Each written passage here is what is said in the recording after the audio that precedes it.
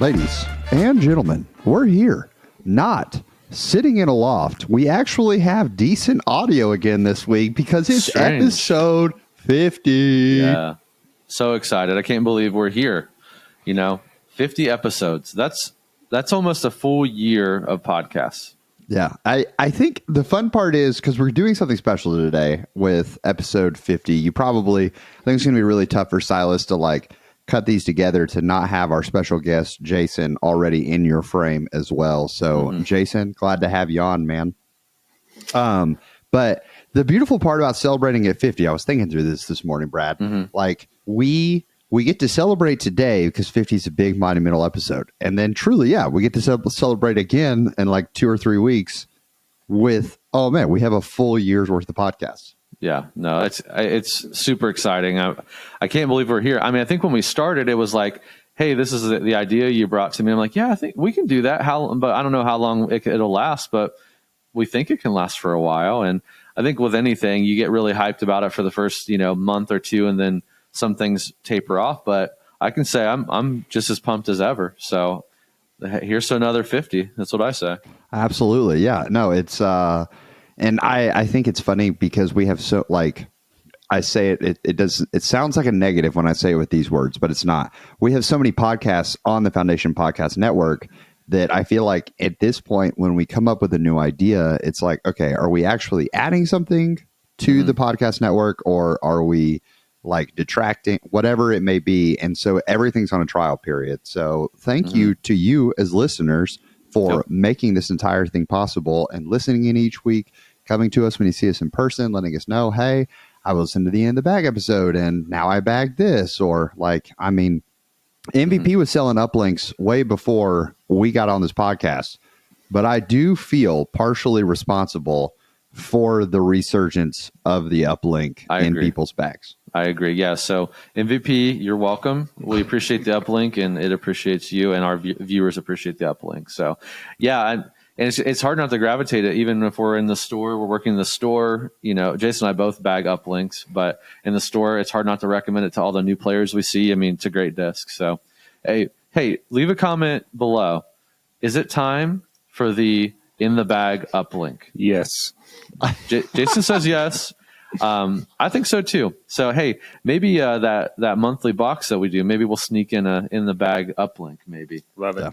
That could be a fun little thing, is running the podcast, all the podcast logos, and just having a small segment of all the podcast logos. And so you can support your favorite one, because I know people would buy a grip locked disc, and you guys obviously are the best fans listening. So we know you would support the In the Bag stuff. So another way you can support In the Bag is because we have amazing sponsors in Flippy Disc Golf, our presenting sponsor of In the Bag.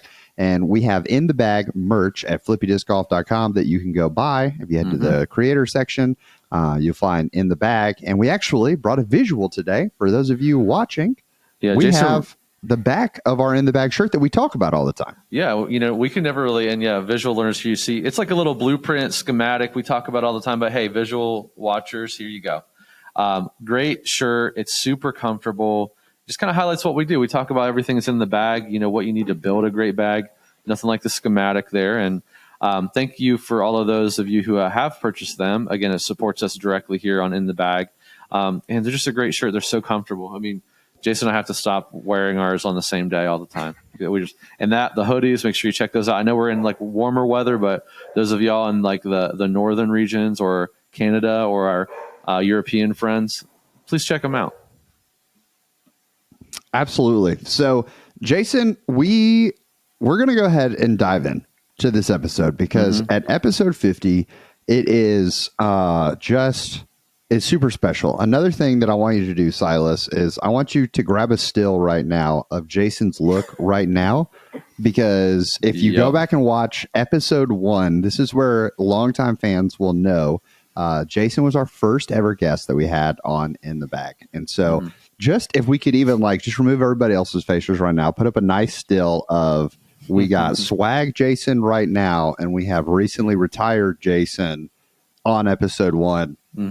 Man, it's good to have you back, Jason. How are you feeling to be back with us? Man, I'm excited for sure. I was rewatching the first episode, and it was funny even then how little I knew about disc golf and how much it's changed. And when you guys asked me a couple weeks ago to be the guest on the 50th, I was very excited. So I appreciate it. Happy to be here. Yeah, and I can contest to Jason's knowledge has grown immensely since that episode and since he's even started working here, and his game's evolved, his bag's evolved. So I'm excited to walk through it. I purposely did not listen to it because I just wanted the surprise of just reliving it with everybody live here. Yeah, it's very exciting looking at all of this. And so, Jason, we want to get re-familiar with you. And I did not write down your answers on terms of how far you were throwing then and things like that. But I have your old bag pulled up.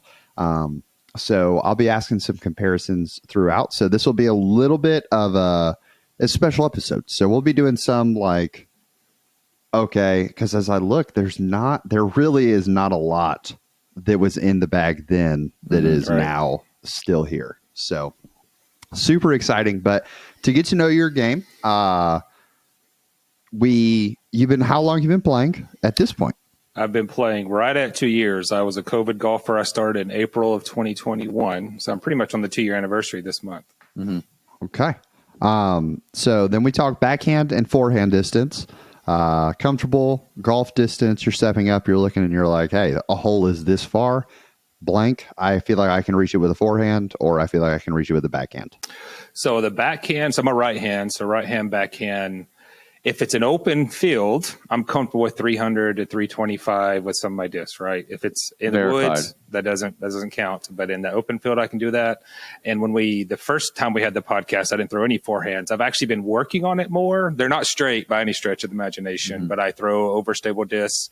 So I'm very comfortable. I mean, some of the holes I've done are up to 225 maybe with a good right hand forehand overstable disc that cuts up. So I'm getting more comfortable in throwing the forehand. I even threw it a couple of times at New London yesterday. I hit trees. Unfortunately, the throws were great, but I hit trees. It's hard not to hit trees there. But I'm comfortable enough to throw a forehand now. So I'd say up to 200 feet comfortably, not straight, but comfortably. Okay. And for anyone that follows the foundation, on Instagram, Foundation Disc Golf, they're going to be familiar with the putting of Brad and Jason, because that's true. There are lots of, and not only should you guys be familiar with the putting, you should be rooting for the putting, because I would say it almost always results in y'all's ability to get more good stuff. So, Jason, we line you up in the circle. We ask you to throw 10 putts from 15 feet, 10 putts from 25 feet, and 10 putts from 40 feet. How are you feeling? So yesterday, I didn't do it today, but yesterday I went in cold, walked in the warehouse, said, okay, I got to test it out. And I was 10 for 10 for 15. Okay. And I did 6 from 20. And I was very bad from 40 yesterday. It wasn't even close. It was embarrassing. I'm usually better at beginning close from 40, maybe 1 or 2.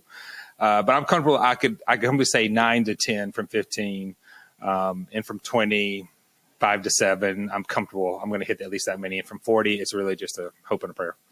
Okay. Mm-hmm. Well, warehouse putts are a thing. I think one of my favorite parts, having now played multiple rounds with Jason since he's been working at Foundation, is just truly him and Brad both. Y'all step up and you're like, oh, this is just a warehouse putt. Easy. That's true. That's true. It does add a little bit of confidence, that, hey, we do that. I'd like to say every day. We've been very busy over the last couple months, so we don't really get the putt as much as we'd like to. But, hey, just a little extra. We're going over and grab a disc. We have our pod set up. We'll knock out a few 20-footers and then walk over to do what we're doing. I mean, it does add the confidence, so I'm very excited about that. And, yeah, for those of you who support and watch those videos, love it. Make sure you're checking those out and making sure, comment, leave notes on your order. We read all of those. Jason for sure reads all of them. Most of them he lets me know about, and we love it. And anything we can do to just get you all involved in the Foundation Nation, we're pumped to do it. So it makes our day to do it. So please never hesitate to do that. Yep. And even today, we were pulling the Zone OS pre-orders, and we made some people very happy with money stamps or black disc. So definitely put those notes in there for those kinds of things, because we read, like Brad said, we read every single one of them. Yeah.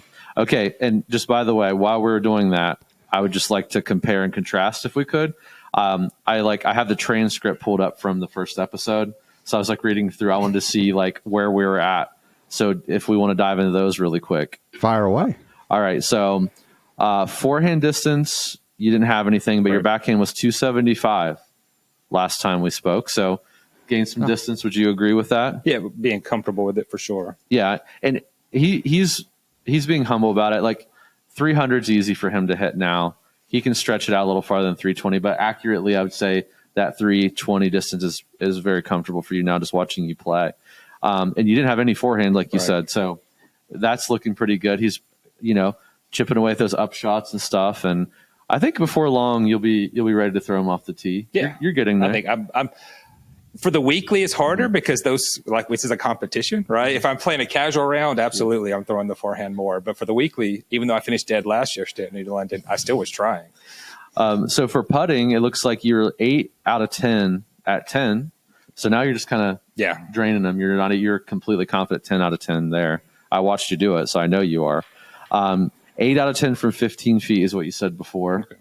So, and then you said 5 out of 10 at 40. Yeah. From last 5 time. out of 10 for 40. If I said that, I was lying. So. Yeah. I don't think the transcript says, if I'm being honest, maybe 40%. From 40? No. From 40. I think your transcript's wrong. So. Oh, okay. All right. Transcript could be wrong. There's no way I'm hitting 4. Anyway. Hey, fact check. We need a fact check from the audience. But hey, regardless, now you know for sure, and you're getting more comfortable with your game.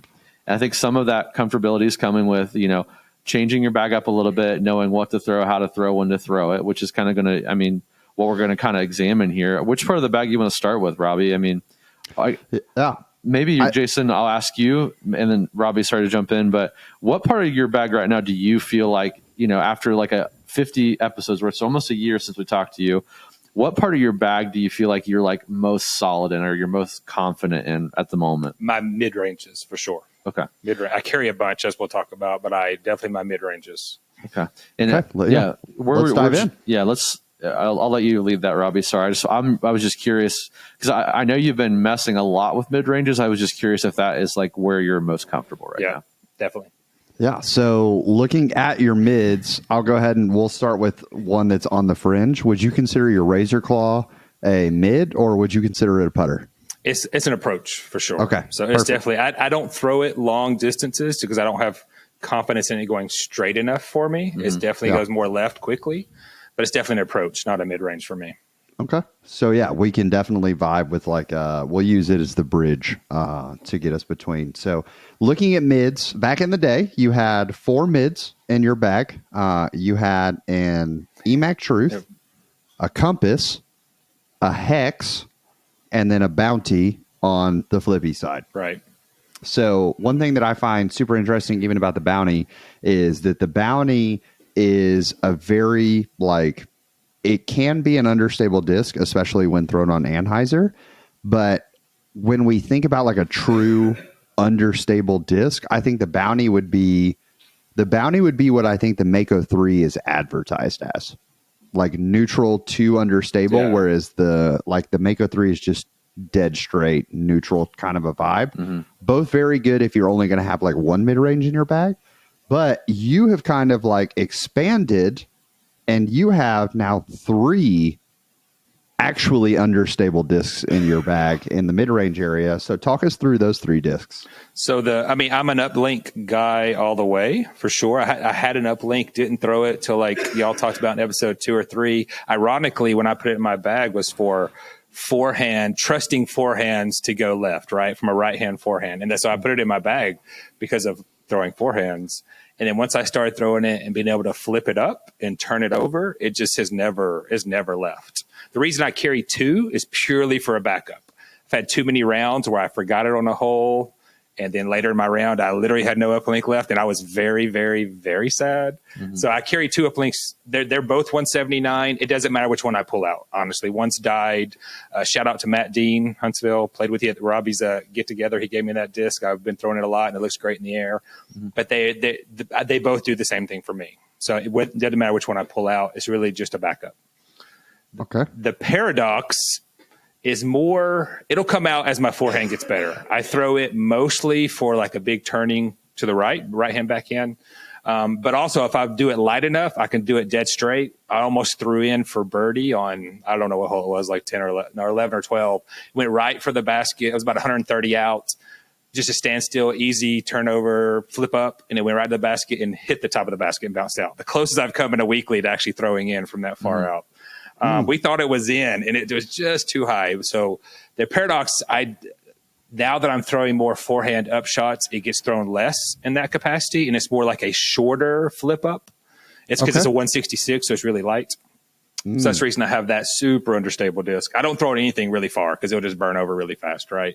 If I'm going to try to burn fast to the right, I'm going to throw a forehand or try to get my uplink going to the right. So that's for my 3 understable discs. That's kind of why I have those. It's interesting that you use the paradox like that. That's how I use the inner core in my bag. I need like I'm like more of a standstill, but I want it to go like pretty neutral, maybe even turn a tiny bit.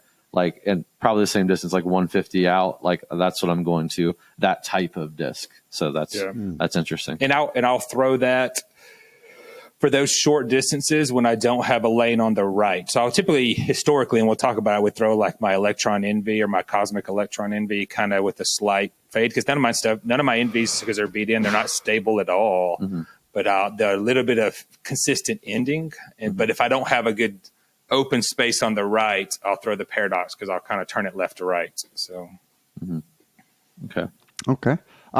So you've got a Simon Lizotte setup with your mids because you have gyro on the right side and you've got Discmania on the left. So with the Iron Samurai MD3, that's probably like more stable.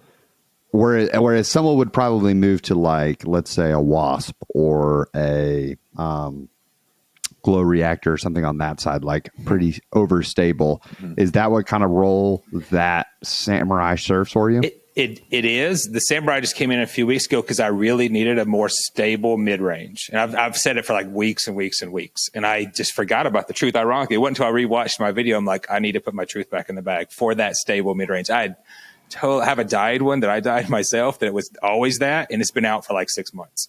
So the Iron Samurai actually, even for me, isn't as stable as I want it to be for a mid-range. So it's definitely, because I threw it yesterday and went OB on hole 6 because I was trying to cut the corner and it never cut at all. And for how slow I throw in a Hyzer, it should have cut left and it almost went straightish for me. It didn't cut as much as I needed it to. So the Iron Samurai is definitely coming out.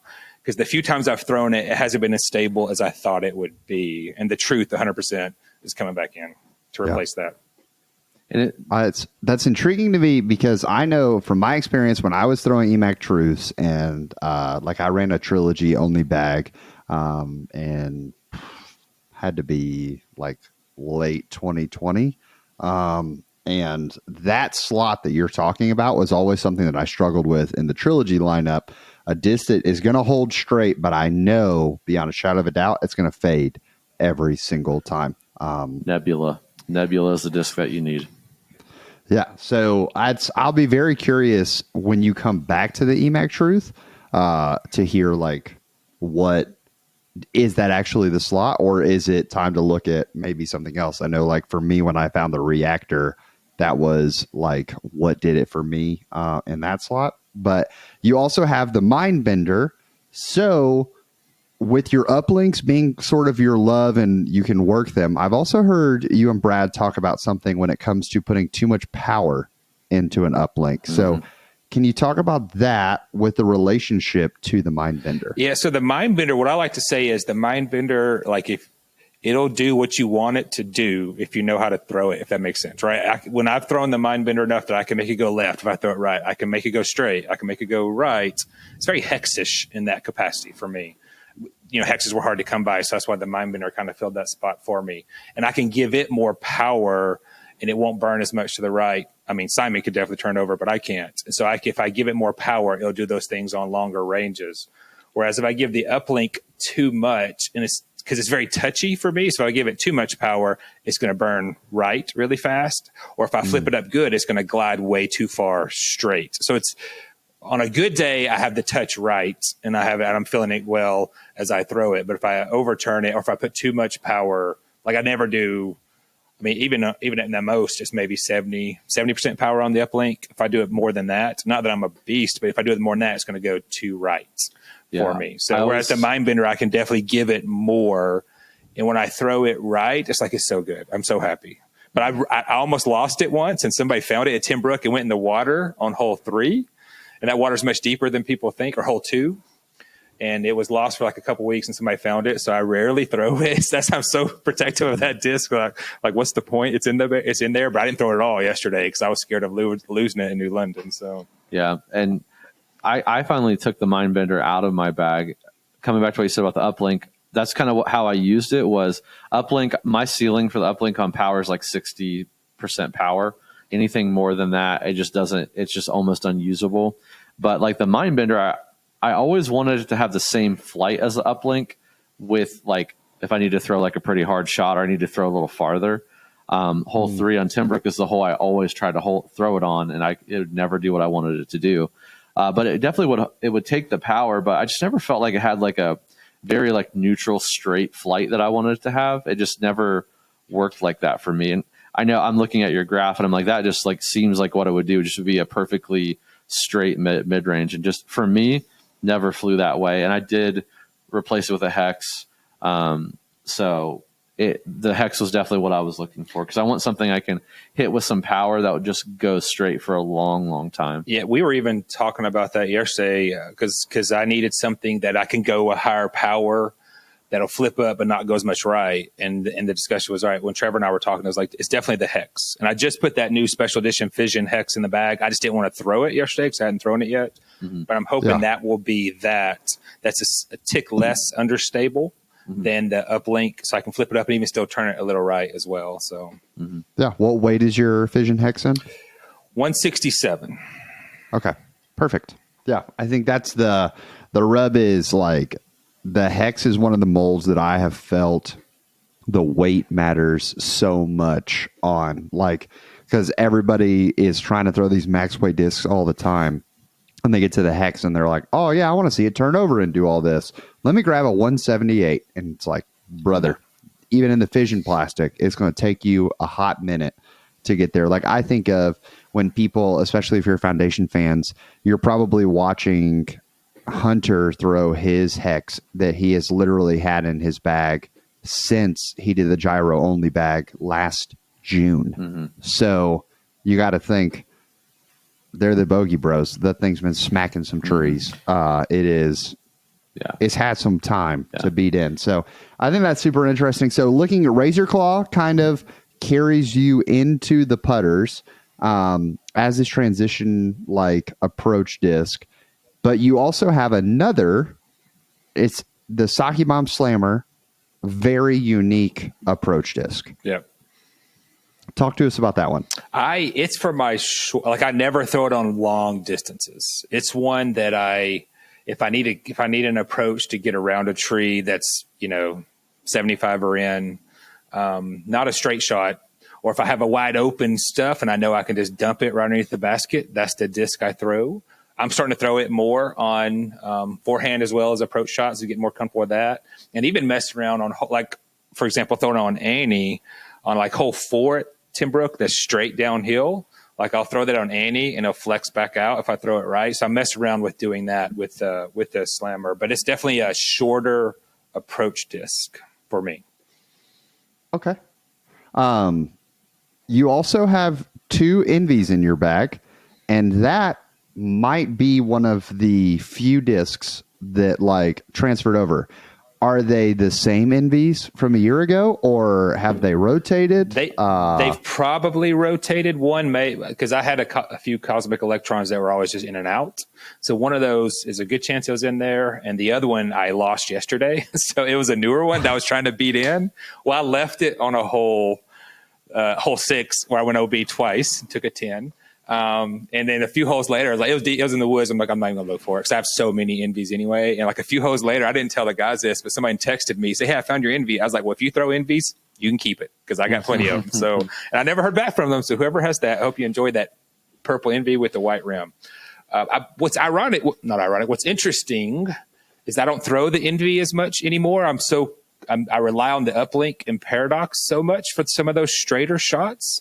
So I don't throw the uplink. I don't throw the Envy as much, which is funny because I still love the Envy. I just don't. Well, that Envy you have is not a normal Envy. That thing is just beat into perfection. Yeah. It's a flippy Envy, which is really fun. And I have so many. That's why I have to go back to figure out which ones I want to put back in for what purpose they're serving to be in the bag for those things. Just like going back to where a mid-range that would finish more left, like I've messed around with the Eclipse Envy, the way Brad throws his, and mine just was never comfortable enough to throw it with a more consistent fade at the end. So I would use a brand new Electron Envy for that. And that's what that purple one with the white rim was. It was my one that had the consistent fade at the end because the Electron just never, and I tried, it just never worked out for me. Or the Eclipse Envy never worked out for me. Yeah. Now, another disc that I'm super intrigued by, because if you were describing a shot that you throw with your Paradox, and if I were looking at your bag and I was trying to say, oh, yeah, I could see like Jason needing that shot, and he would obviously throw it with this disc. Yep. At no point would I have guessed, oh, that's Paradox. Right. Obvious. Right. Yeah. Yeah. So talk us through the most trendy disc in your bag. I'll go ahead and say you got a glitch in there. Yeah. It's funny. The way you describe that is spot on, right? If I describe those shots, you never would think I'd throw the Paradox if you looked at my bag. The glitches can fill that spot, but I'm not, because, if you throw the glitch right, it's going to go straight, right? But if you, whatever angle you do it on, it's going to stay on that angle. And I don't have that quite down yet. It's for my up shots that are unobstructed, that are, anywhere from, because I don't jump putt and I rarely throw my putter just to dump it underneath the bag or underneath the basket. So if it's over 40 feet away, I'm going to do an easy little upshot for it, unless it's just flat and I feel like running it. And so that's what the glitch would be for anywhere from maybe 50 to 100. I would just throw the glitch if it's open. Did it a few times yesterday and didn't park the basket, but I got to go close enough for a putt. But I'm definitely comfortable with that. But then I caught it once and it glided. Its glide was way past the basket because, again, it's a toss. If you catch it right, it's going to go. So it's in there for the fun of it. I enjoy it for sure. Yeah. Okay, so I'll ask a question for folks that are not as intimately familiar with New London. We keep referring to New London quite a bit. Definitely go check out, literally 30% of foundation videos. There's so much in New London, so you can see all this. On hole 5, there's a water carry. There's a big shot into the hill, and then there's like a little. It's not a water carry per se, because I've never seen that actually have water in it. I'm sure it does at points. It does. There's that little ditch that you got to get over on the right side. I guess you don't technically ever have to clear it. You can just go around the left. But you throw into a wood line. So let's say you're on the edge of the wood line, Jason, and you're trying to get to the basket. Is that a shot where you're pulling out the Paradox and you're throwing that towards the basket? Like you can see a straight tunnel towards the basket. You're throwing the Paradox there, or is that a glitch, or is there a little it's kind of that gray area between the two? It's gray-ish, depending on how wide the tunnel is and what my angle is. I would probably lean towards the Paradox right now because I'm still working out the glitch because it's still a little finicky. So if I had to do that, I would definitely. Ironically, yesterday I think I actually did that on I don't know what hole it is. I threw the glitch, and I should have thrown the Paradox with how I was throwing the Paradox yesterday. I mean, every time I threw it 3 or 4 times, and it was great every time. And then I threw a glitch later on and just kind of flubbed it. So for that scenario, most likely it's going to be the glitch. I mean, the Paradox. Okay. Super interesting. So before we dive into fairways, because I just think this is so fascinating. Something we didn't talk about in terms of like comparison for the putters. So the zone is out of the bag. That's usually a win for everyone involved when there's less of those out there. And then we have the Luna and the Pig were in the bag, and then you had a Nomad and your Keystone. you were putting with the Keystone? I was putting with the Keystone, yeah. Okay. Yeah, and you're putting with Fierce's now. I just changed yesterday, so it's funny. Oh, man, man. I know. Guys, this round. It's crazy. This new London round changed everything. So the Blue Bonnet, shout out Lone Star, they came in, and they're not on our site yet, but we'll be soon. But they just, from when we got them last week, they felt great. Or they were part of our subscription box. So anyway, they felt great. Putters is Phil, right? We know that it's Phil. And so I'm putting with the Blue Bonnet as of yesterday. With how I putted yesterday, I'd probably throw them away, right? But that's a terrible joke. They were just fine.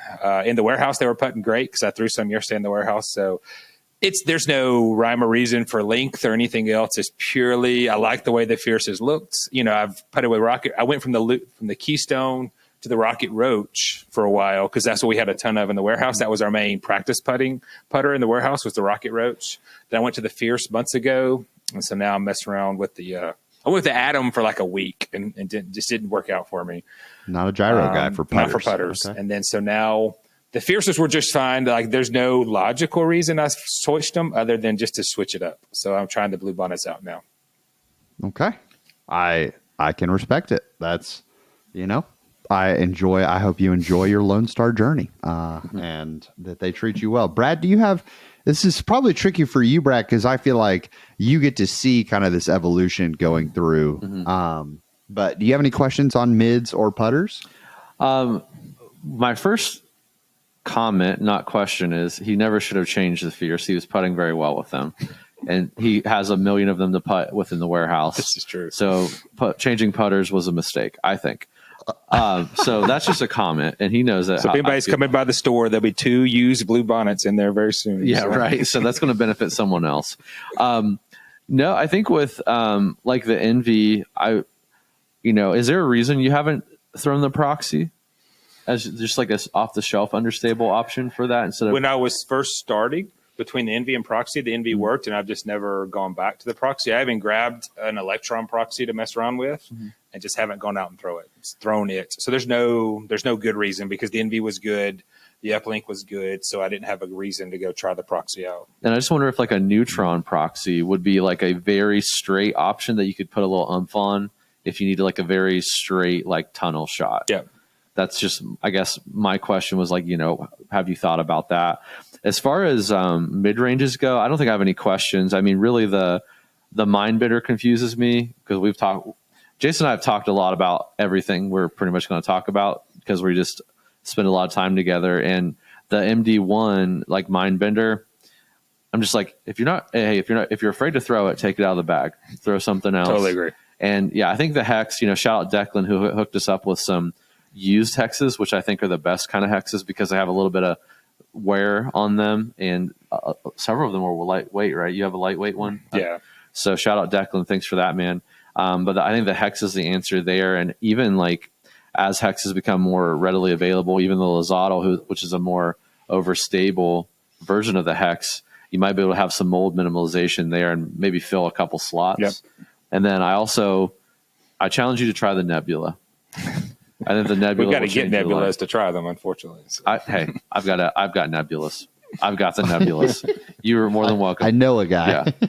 So no, that's all I really have. I think it makes a lot of sense. I think you see the growth. I think you see like, again, the thing we always talk about, at least that I started to feel was like, okay, you had a bag and you just kind of put stuff in it. You learned what to do, kind of what not to do. Then it seems like your putters kind of evolve with your approach disc, and then you start like, okay, I only bag like 1 or 2 mid ranges, and now I see why there's need for multiple. Right. So I think you're seeing that growth in your bag, and it seems pretty well balanced. At least the thought process is well balanced. You're trying to like find stuff that works in those slots for you. So no, I think that's really it. I mean, really, I think there's going to be some. I know why your fairways and your drivers look the way that they do, but I'm just curious to see your like actual thought process on like, because I mean, you have like the River, Mockingbird, Jackalope, Passion are all like right there in that little square right together. I'm sure they fly a little differently for you, but I think that's where you were going to go next, Robbie. But I'd just be curious to see, walk us through your. I'm just going to go. Is it okay if I lump them together, Robbie? The Passion, Jackalope, River, Mockingbird, because they're really all right there. What really separates those, or is this like a, hey, I'm trying all these in the slot to figure out what works for me? Yeah, so I good question. And I can definitely justify most of them. So at least in my mind, I can. So my river, and now I'm a slow arm speed anyway. So very few things flip up for me. My river is a very stable river. Even for me, it is. I've never even though it's right, it's a 7-7 -1-1. So neutral and possibly turnover. For me, it's definitely a Hyzer, almost a spike Hyzer shot. I rarely throw that flat or straight. It's a trustable. It's almost, because it's a 7 speed, it's almost like a long mid range for me. I never think about throwing that on distance. It's more like almost where a little longer than what my truth used to be, because I had a river and a truth, and I used them for big spike Hyzer things that I knew had big turns.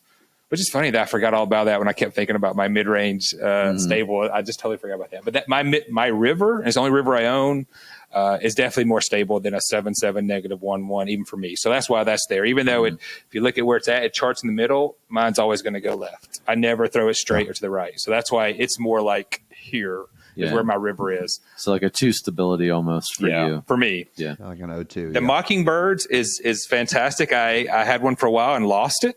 It's one that's definitely, it's a flip up straight or can turn over a little bit to the right. I lost it for a while, and thankfully I was able to grab one at MCO this past weekend. So it hasn't been thrown in a while, but it got put back in the bag right away, because when I had it, I don't throw it as far. I mean, it's only a 7 speed. I don't throw far anyway, but it rarely went left for me, even for it. Now it's a -2-1. But I could flip it up and make it go straight. It's the one that on a practice round, I parked the basket at Timbrook, that tunnel shot, hole 3. It flipped it up perfect and went 8 feet from the basket, because it just flipped up and went straight. Even though it's 7 speed, I have slow arms, all right? So that's why the Mockingbird's in there for a little bit longer kind of flip up shots.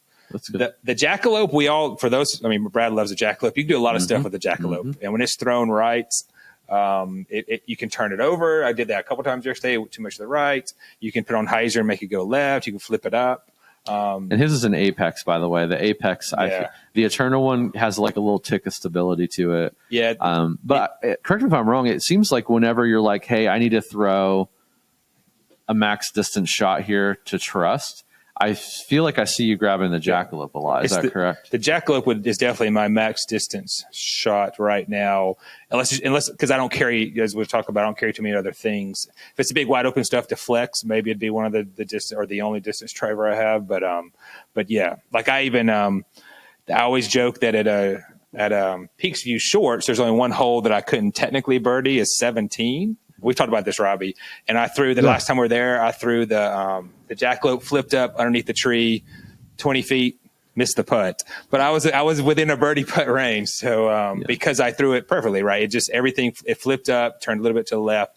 But the jackalope, if I'm throwing it well, I can make it do good things, going right, going left, going straight. I'm actually messing around throwing it on forehand as well for distance. And so that's my jackalope, as Brad said, is definitely my more like a distance disc for me. The Passion, it's another one similar to my river. It's not as stable as my river, but most of the newer Passions I have finish more left, and I throw them on. That's almost not consistently, but I throw it more forehand when I mess around with forehand. I think it's going to be my forehand disc for that distance. And so that's why when I threw it yesterday once or twice, it was on forehand both times, because I have a bunch of Passions, so depending on which one's in there and the way it's feeling at the time. But the one that's in the bag now, that blue one, is definitely a forehand disc.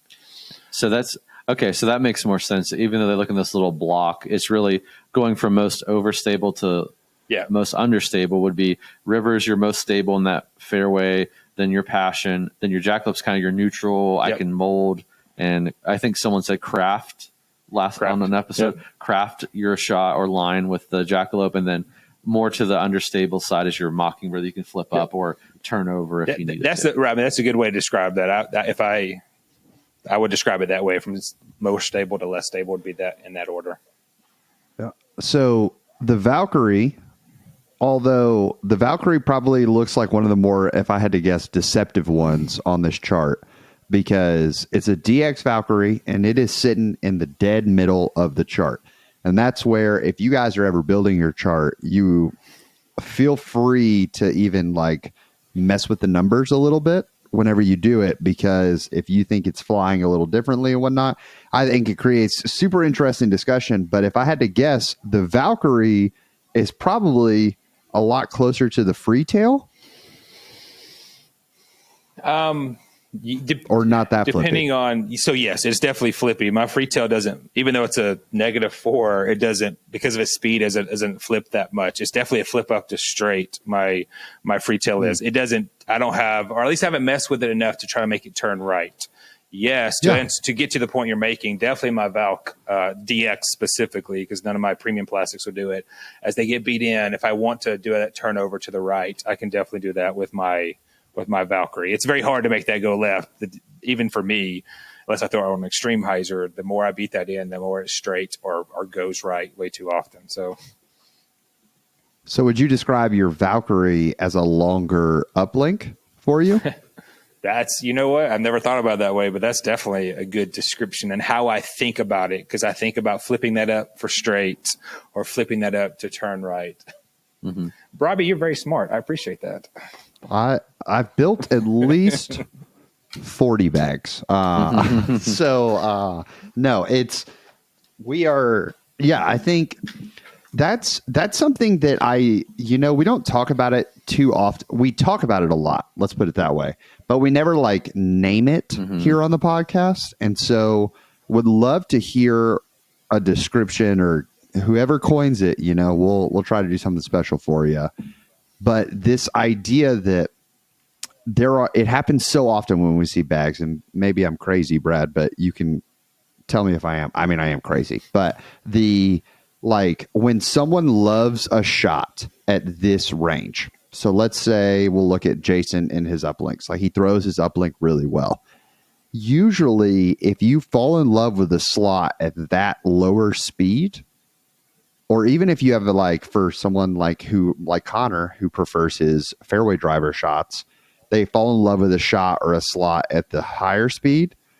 It's always interesting to see, do they try to find that exact same shot elsewhere in the bag? So we have Griffin disc that we've named. I don't know. Am I crazy for thinking about that? I mean, do we see that? I can name it right now, like how mine is: Eclipse Envy, Nebula, Grackle, and then Era. They all fly pretty similar for me. They have an initial very straight flight with an overstable finish at the very last percentage of the flight. And I consciously was like, okay, I need this here, here, here, and here. What are those discs? It's funny you say that about that, because I just yesterday was messing around with the Virus, which is like a 9.5 -3, going back to the -3, right? That's that similar concept, and it flew, and I threw it pretty well a few times yesterday. So we're gonna call it the ladder of stability. Can we call it that? Yeah, I'm down for climbing the ladder. I almost not even say stability, the ladder of comfort, because that ladder shifts for so many people. Like, Jason's not really looking, if you look in the top end, I would say there isn't something trying to find that NV slot, or obviously there was the gap with the mid range with the Truth or the Iron Samurai. So it's like people find something or a shot that they throw really well in their bag, or a slot that they throw really well. And then it's like, all right, that is my baseline, or that's my flagpole, whatever it may be. The ladder, it's all set up there. And it's like, all right, I'm going to set the ladder up here. And then I just want to make sure that this is comfort, this is home. And you're scaling the side of your house, putting up Christmas wreaths. And you're like, all right, I'm uncomfortable getting that window that's all the way over there. I can't do it. And that's my super overstable stuff. Or my ladder's pretty neutral, and when I try to get to the super understable stuff, I can't. Yeah. So it's like scaffolding, right? We're building scaffolding up this flight chart. And you have to decide. Only you can choose. Only you can prevent forest fires, and only you can choose where you want to fit that. So, okay. So you got 3 discs left that we haven't talked about. And I think it's interesting. You had an Era in the bag when you joined us on episode 1. You have an Era in the bag today. But a disc that you did not have in the bag back then is you did not have a Raptor in your bag, but that's the one that we suggested the Valkyrie. Did we also suggest a Raptor? Suggested Raptor or Felon, and already had the Raptor. Baby. So. Okay. It's still Talk here. us through it. It's still here. So the Raptor I throw predominantly forehand. But when I have it's the same way. If I want to flex a little bit more to have it turn, because y'all suggestion was trying to work on more Hyzer throws, which I've tried. It's just not comfortable for me to throw Hyzer throws. It just doesn't work. I've tried. And so, but if I want to have a little bit of a flex to go not too far left, but long with that, and that's what the Era is as well. The Era is my max distance shot. Well, the Freetail just went in there, so I think that's going to become it. Because I threw it a couple times yesterday and I felt really good with it if I work on it some more. But the Era is and when I throw max distance for the Era, it's definitely on an Hyzer flex shot. I'm comfortable in throwing that one. But the Raptor's there predominantly forehand. And it's like the way it feels good for me, and it'll definitely stay in the bag for a while for my forehand shots. Mm-hmm. And it goes so far, it goes left so fast. I'm still learning I'm starting learning when to use skip shots and those kinds of things. So when I play with the guys and see them actually intentionally do that, I need to learn when to throw those kinds of shots, a higher speed shot on a shorter shot to make it skip. Okay. So I don't do that yet. And that's the next skill set I got to work on. So I don't use any of those higher speed discs for those kinds of things. But it could also serve that purpose as well. Yeah. And it's fascinating. You talk about the skip shots, like people intentionally playing the skip shots. I think it's funny when you start intentionally playing skip shots, you're also aware, you become a lot more aware of accidental skips of like, oh yeah, I throw this Raptor for intentional skip shots. So I should also probably understand that like when I throw my Raptor in general, it's going to get some skip or something like that. Like I'm about to, after we finish recording, I'm going to go record a round at our local A tier, and hole 1 at this course is a super flat plateau, but there's like this big bank off to the left. Mm-hmm. So the plateau is probably only 20 feet wide, if that. And then there's this cliff off to the right.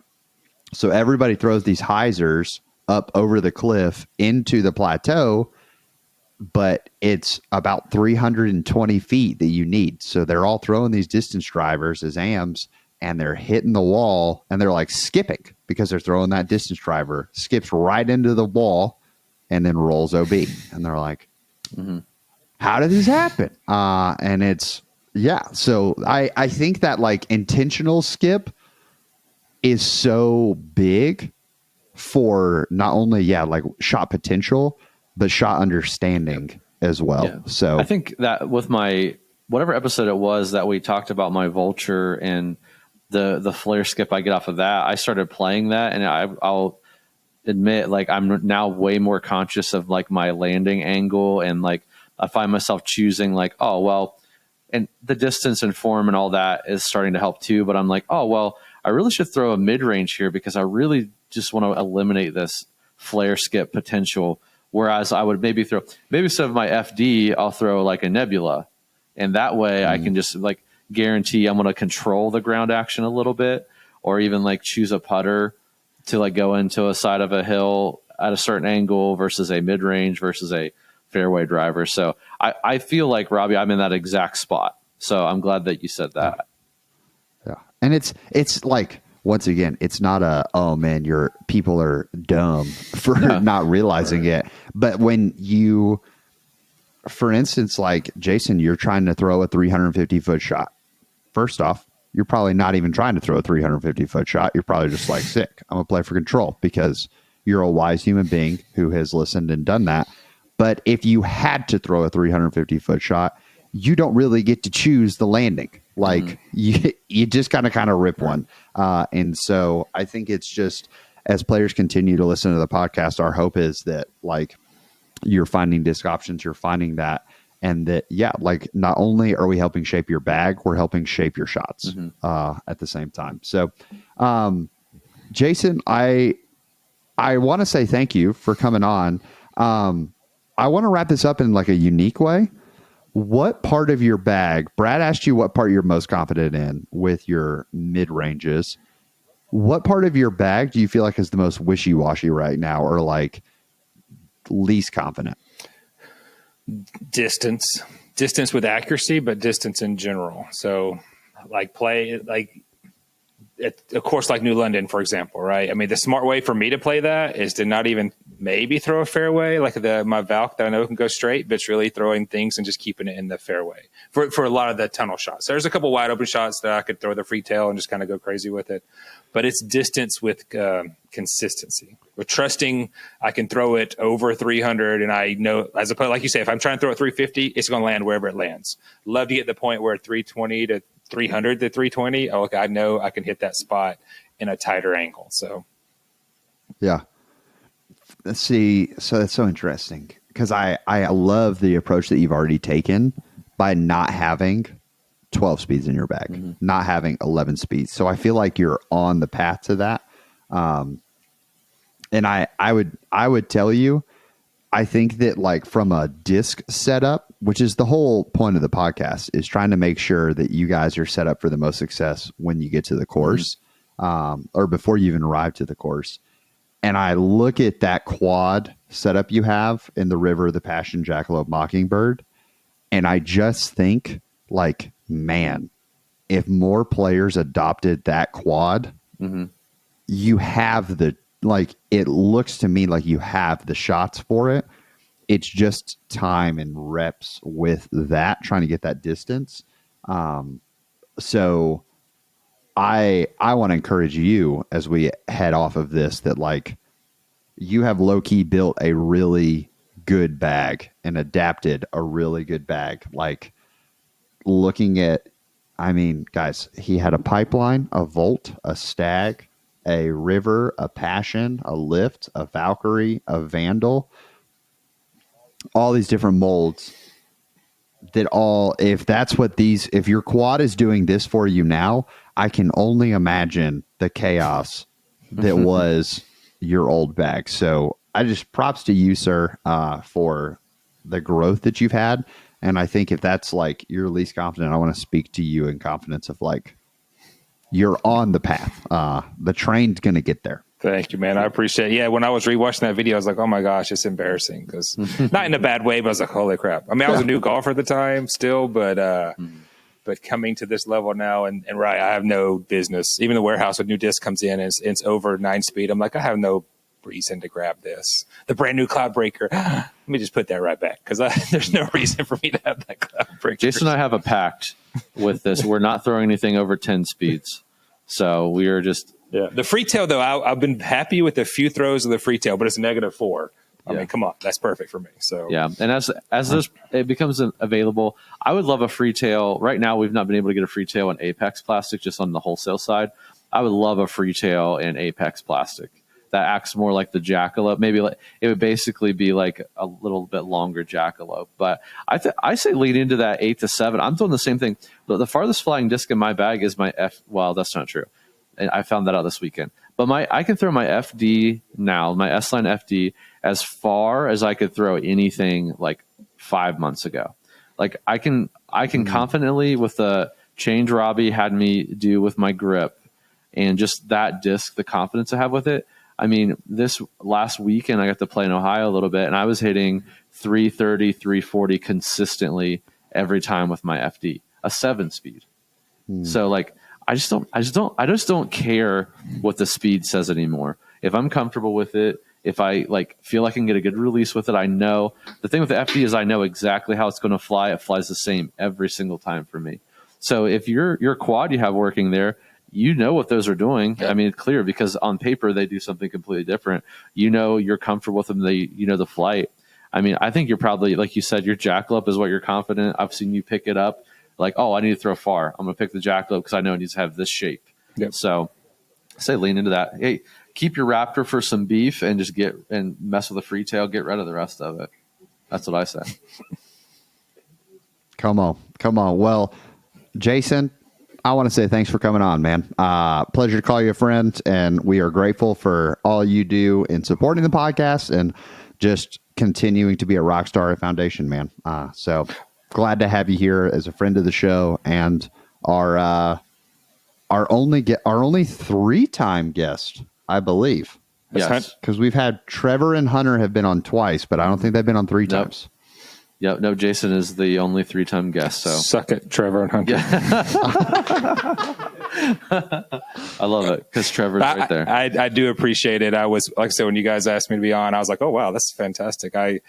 Being a year later, listening to you guys, the In the Bag podcast, talking to the guys here at the warehouse and the store, definitely made me a smarter disc golfer. Like I told Robbie this, a course in Tuscaloosa, I used to think I knew how to play. I went back and played it over the holidays. I was like, oh, now I know how you're supposed to play it, and I know the disc I have as opposed to just throwing stuff. It was comical when I'd go up to a hole, like, oh my gosh, the kind of stuff I would throw previously without understanding my disc. So I appreciate that. And like I said, I'm very disc here or there, whatever. I'm very happy with my bag right now, knowing I don't have distance, so it makes it easier because I don't have distance that I can hone in on that quad that you talked about, and I'm very comfortable with your what distance I got going. will grow with you, though. That's the thing I've just accepted.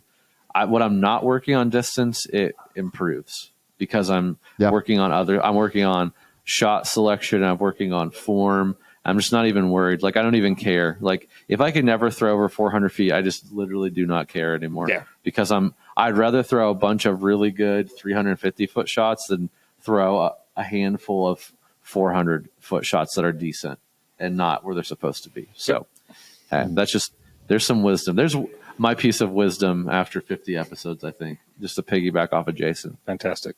Hey, come on. Well, if you guys are not feeling confident in your bag and you're like, man, I wish that I could speak like so with such, pride in what I've built.